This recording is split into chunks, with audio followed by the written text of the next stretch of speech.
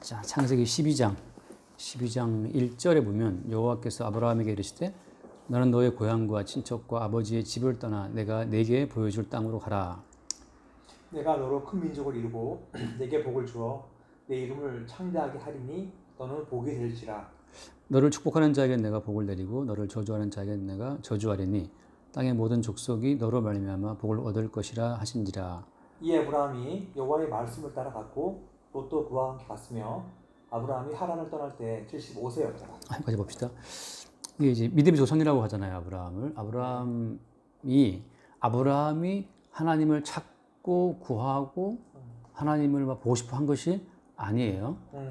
주체가 누구냐면 여호와께서 아브라함을 찾아오신 거죠. 네. 이걸 이제 스테반 같은 경우에 뭐라 하냐면 영광의 하나님께서 아브라함의 자기를 보여 그렇게 말씀하시거든. 그러니까 God appeared, 하나님이 나타났다고 아브라함에게. 그러니까 믿음이라는 것은 하나님이 찾아오심으로 발생되는 거지 인간 쪽에서 찾아가는 게 아니에요. 그러니까 그럼 반대로 뭐냐? 인간 쪽에 시작되는 모든 하나님은 다 우상이에요. 네. 인간이 구상하는 모든 신은 우상이고 인간을 위해서 그들이 신을 만드는 거거든. 그래서 엄청나게 많은 우상들이 있는 거지. 그래서 이제 그 아브라함에게 말씀하신 그 내용이 처음 말씀하신 내용이 뭐예요? 너는 떠나가라. 영어로 말하면 이제 leave your country, 이거 떠나는 거거든. 내 고향 친척 아버지 집을 떠나라는 거야. 그러니까 떠나서 그 다음에 가라. 내가 줄 땅으로. 그러니까 하나님께서 우리에게 오셨다라고 하는 그 처음 증거는 뭐냐면 우리로 하여금 떠나게 하는 거예요. 그러니까 현재 우리가 알고 있던 세상이지 내 고향 땅 친척 아버지 집 나의 존재를 만들어 주었던 터전으로부터 나를 뽑아내는 것, 떠나게 하시는 그것이 믿음의 어떤 첫 번째 증거예요. 그러니까 예수님을 믿었다는 그 믿음의 증거는 뭐냐 하면 지금 현재 내 삶을 더 견고하게 내 삶의 어떤 터전을 더 굳건하게 채워주는 그 하나님은 다 우상이에요. 진짜 하나님은 내 터전에서 나를 뽑아내서 듣도 보도 못한 땅으로 가게 하시는 거지. 그러니까 내 존재를 형성시켰던 모든 터전을 나를 뽑아내서 다른 어떤 땅으로 나를 옮기는 거, 그게 이제 참담 하나님의 증거라고 할 수 있어요. 그거 말하면, 그거 이제 시간 말하면 구원이라는 거, 이번 주일 낮에도 말했잖아요. 숲에서 나와 숲이 본다는 것처럼 율법의 어떤 숲에서 나를 뽑아내는 거거든. 애굽에서 나를 뽑아내는 거고. 그러니까 항상 진짜 하나님의 증거는 뭐냐 하면 내 존재를 흔들어 버려요. 내 존재가 안정감을 누리던 모든 삶의 환경으로부터 나를 옮겨서 내 존재가 너무너무 불안해. 내 존재를 규정할 수가 없어. 왜냐하면 그동안 나를 규정지어 주었던 고향 친척 아버지 집 자체가 날아가 버리잖아요. 그러니까 나를 나되게 만들었던 환경 자체가 다 날아가 버린다고. 그럼 나는 뭐야? 그동안 나는 누구 아들이었고, 뭐 동네에 누구였고, 뭐 자본주의 사회에서 나는 어떤 뭐 과장이었고, 뭐 얼마나 더운 아파트가 뭐 서울에 있고 없고, 이 세상에서 우리는 아파트가 있는 자, 아파트가 없는 자, 빚진 자, 빚이 없는 자, 뭐 장가간 자, 행복한 자, 다 세상이 우리를 정해줬거든. 근데 주님께서 거기서 우리를 다 떠나게 만들어 버려요. 그게 믿음이라고 하는 거지. 그래서 그 뒤에 말씀, 내가 내게 보여주다고 가라 하시고 나서 2절 말씀 보면 내가 너로 큰 민족을 이루고라고 하거든. 근데 이제 새로운 민족을 말씀하시는 거예요. 다시 말하면 그 땅에 기반을 둔 민족이 아니고 약속의 말씀에 기반을 둔 민족이에요. 약속의 말씀을 따라서 그 땅을 떠나서 새로운 땅으로 가게 되는 사람이잖아. 그러니까 이제 언약의 말씀에 의해서 생성되는 민족이지. 그러니까 땅의 기준을 따라서 사람들의 어떤 의지에 의해서 만들어진 민족이 아니고 약속의 말씀에 의해서 만들어진 민족을 주님이 염두에 두고 가게 하시는 거예요. 나중에 보면 나오겠지만 지금은 이제 땅을 떠나게 하잖아요, 이제. 나중에는 어떻게? 나중에는 아브라함에게 할례를 행해서 아예 아브라함 자체의 육적인 어떤 그 근원 자체를 잘라버려요. 그래서 할례받기 전에 태어난 아들 이스마엘이잖아. 쫓아내 버린다고. 그러니까 내가 너로 큰 민족을 둔다 말씀하실 때에는 땅에 기반을 둔 민족도 아니고 아브라함 육신에 기반을 둔 것도 아니에요. 할례를 행하게 함으로써 할례 이후에 태어난 아들이 누구야? 그 이삭이거든요. 그러니까 아브라함이 육신의 모든 끈을 끊어버린 상태에서, 그러니까 고향 친척 아버지의 땅만 떠난 것이 아니고 아예 아브라함 자체, 육적인 모든 아브라함 자아도 끊어버리시는 거지. 나도 나를 몰라. 내가 생각해낸 내 아들은 이스마엘이었거든. 하나님이 추방시켜버려요. 네가 생각한 너의 자아도 천국에 못 들어가요. 그러니까 이렇게 내가 말씀을 지키면 하나님 기뻐하시겠지. 내가 이렇게 기도하면 좋아하시겠지. 그 네가 생각한 너는 다 잘라져요. 그러니까 자기가 구원받고 싶어서 막 구원받는 어떤 자아를 형성했다면 천국 못 갑니다. 그러니까 구원받는 자는 내가 상상하는 나도 아니고 전혀 할례 이후에 주어지는 약속의 말씀을 따라 주어지는 새로운 자아거든. 그러니까 내가 상상치 못했던 새로운 자아가 내 속에 계속 돌출될 때, 그게 말하자면 구원받은 백성의 그 신약을 말하면 새로운 피조물이에요. 그리스도 예수 안에 있으면 새로운 피조물이라고 하잖아. 그러니까 새로운 피조물 하는 것은 나도 나를 몰라, 나도 나를 그러니까 상상치 못했던 새로운 자라고. 그게 이제 그리스도 예수 안에서의 새로운 피조물이에요. 내가 만약에 이렇게 말씀을 지키고 이렇게 믿음을 갖고 기도하면 이렇게 하나님 기뻐하는 사람이 되겠지. 이건 뭐야? 이거는 내 안에서 만들어진 나의 작품이잖아. 그 내 자아거든. 내 자아의 확대라고.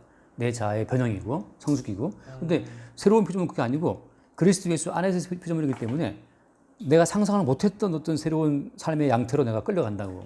그러니까 예를 들어서 애굽에서 나올 때 이스라엘 백성들은 만나라는 것은 먹어본 적이 없어요. 그래서 만나의 뜻이 만나의 뜻은 what is this? 이게 뭐냐는 거지.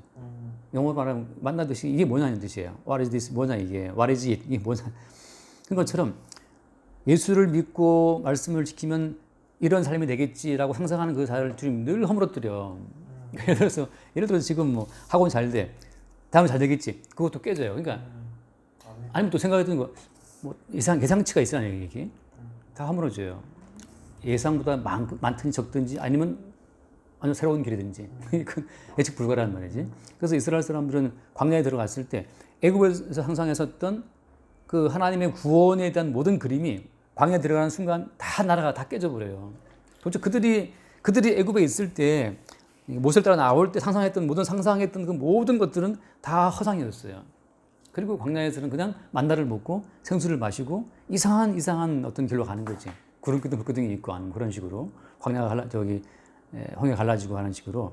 그러니까 애굽에 있었을 때 그들의 자아가 꿈꿨던 모든 구원의 이미지는 다 주님이 깨뜨리신다. 그러니까 지금은 고향 친척 아버지 집을 떠나는 것이지만 주님은 계속해서 우리의 자아를 떠나게 만들어요. 그래서 나로부터 나를 끊어내. 그게 이번 주 오후 예배 때 했던 나와 나거든. 내가 알고 있던 내가 주님이 만드신 새로운 나에 의해서 잘라져 버려요. 아, 이건 내가 꿈꿨던 나구나. 그거는 마귀에 속한 허상이었어요. 주님께서 이미 창세 전에 그리스도 예수 안에서 그 빚으시려고 했던 그 새로운 피조물은 따로 있거든. 그게 진짜 나라고. 그러니까 그리스도 예수 안에서의 나란 말이지. 이것은 지금 이제 고향과 친척과 아버지 집과 이 자본주의 사회의 문화와 21세기 이 시대가 가진 그런 문화 속에서의 나지만 주님은 거기서 우리를 끄집어내서 내가 너로 큰 민족이 된다. 새로운 어떤 그리스도 예수 안에서의 새로운 피조물로 우리를 만들어 가시는 과정. 그게 이제 구원의 과정이에요. 근데 이미 이 구원이라는 것은 이미 만세 전에 이미 언약 가운데 확정되어 있었고 이제 그 구원이 역사 가운데 펼쳐지는 것 뿐이라고. 그래서 항상 우리는 이제 사후적으로 이게 은혜였구나를 알아요. 미리 아는 사람 아무도 없어. 항상 지나고 나서 은혜였네 이게 아는 거지. 그 왜 지나고 나서 아는 거냐면 그게 나와 나란 말처럼 내가 알던 나의 상상하는 바가 다 깨져 나가는 거예요. 그러고 나서 이것이 주님이 준비하신 진짜 나였구나를 뒤늦게 아는 거지. 그래서 항상 우리는 이제 사후적으로 알고 뒤늦게 우리 알 수밖에 없는 것이 우리는 지금 육신을 입고 있고 역사 가운데 살고 있기 때문에 그래요. 자, 그래서 이제 거기 보면 또 1절 끝에 보면 나오죠. 1절 끝에 내 이름을 창대하게 하리니 너는 뭐라고 되어 있어요? 복이 될지라. You will be a blessing 이라고 했는데 옛날에는 이게 복의 근원이라 말 썼는데 근원이라. 근데 지금 아예 복이라는 말을 쓰거든. 이 말이 또 참 희한한 말이 뭐냐면 자, 그럼 아브라함이 지금 이제 복이 되는 거죠. 복이 되는 건데 그럼 아브라함이 복으로 나오기 전까지는 이 땅에 복이 있어요, 없어요? 이 땅에 복이 없는 거지. 아브라함이 올 때 비로소 이제 복이 나타난 거야. 그러면은 그동안 이 땅은 어디에 있었다는 뜻이에요? 저주죠.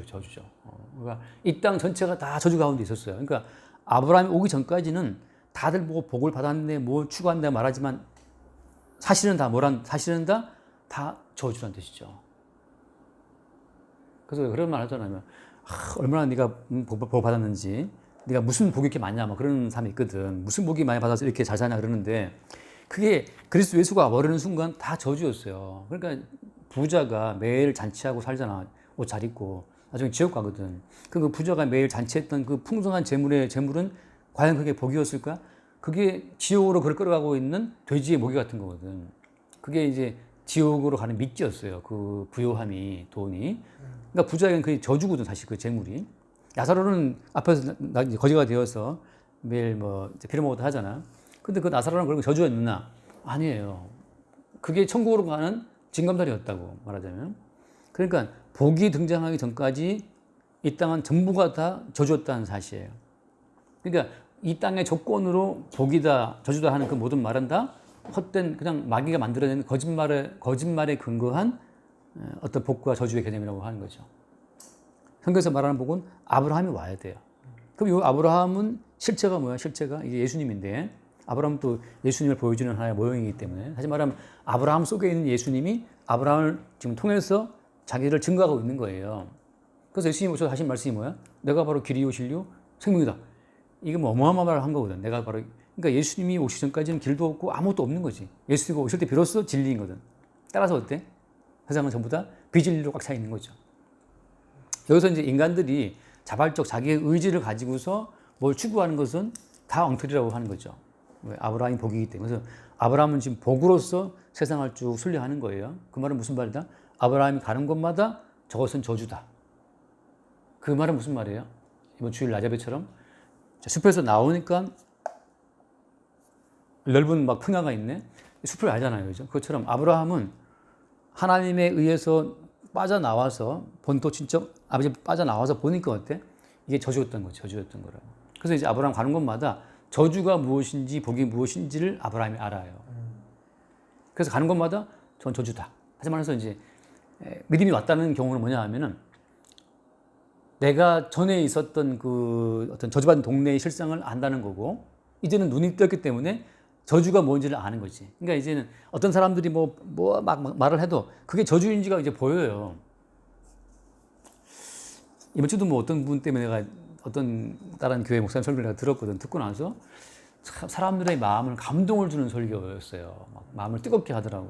근데 나는 그게 복이 아니거든. 사실 복이 아닌데 감동이 되니까 많은 그걸 따라가고 있어요. 감동이 되고 그다음에 정말 사람들의 양심에 맞고 동기부여가 되고 그다음에 사람들에게 내가 뭔가 가치 있는 일을 하고 있다라고 하는 그 자긍심을 심어줘요. 그렇게 해버리면. 그러면 뭘 잊어버리냐 하면 내가 주님 앞에 죄인이라는 사실을 까맣게 잊어버려. 점점 더 자기의 죄인됨을 더 씌우는 거야. 선행으로. 그래서 이제 집 있는 사람이 그러니까 자기 건물을 새로 주고 살고 있는데 그 임차인의 월세를 한 달치를 깎아준 거예요. 말하자면. 한 달치 월세를 깎아준 어떤 그 선행을 했잖아요. 그것으로 말미암아 돈을 사랑한다는 자기의 본성을 까맣게 더 씌운 거라 이게. 자기의 죄인됨을 몰라요. 그럼 나는 월세를 한 달 깎아준 의로운 사람이 되는 거지. 자기의 죄인됨은 날아가고요. 죄인됨이 날아가는 순간 예수 그리스도도 같이 날아가요. 반드시 죄인됨이 있어 예수님의 죄인을 부르신 예수가 따라오게 되거든. 근데 지금 자꾸 선행과 구제와 기도를 통해서 죄인됨을 가려버려요. 넌 죄인이 아니야. 의로운. 그러면 예수도 같이 날아가 버려요. 그러면 선행을 한 나만 점점 부각돼요. 그래서 성경처럼 내가 어려서부터 모든 말씀을 지켰나이다 라고 하거든. 근데 주님은 그걸 인정해 주나? 하나를 지적해서 결국은 그걸 까발려요. 그 더 씌운 옷들을 다 벗겨서 수치를 덜어내거든. 너 하나 부족하다. 다 팔아 몽땅 다. 그거거든 주님께서는.